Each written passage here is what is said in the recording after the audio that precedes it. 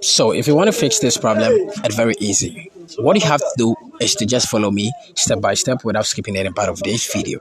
So first of all, you have to head straight to your phone menu.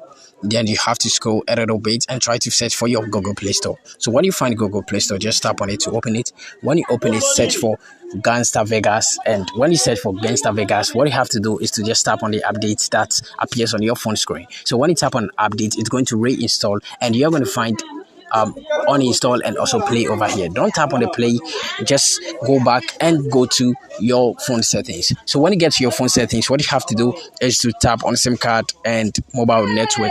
Then after that, select the network type you're using, then tap on preferred network type. Then after that, tap on 2G/3G/4G or 2. So after that, what you have to do is to go to your phone settings again. Then after that, tap on app management, tap on your app settings over here. Then after that, scroll, or you can tap on the search application and try to search for Gangster.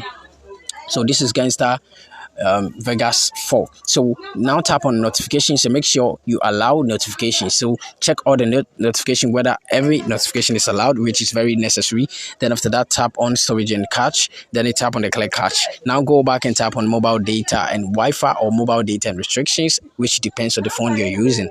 You have to make sure the background data is turned on, which is very, very important because this device this application or software uses mobile data. Then after that, you have to tap on the force stop, then tap on OK. Then what you have to do lastly is to tap on your power button for some while to restart your device. Then you just swipe it down to restart the device. Thank you for watching this video. See you in the next one.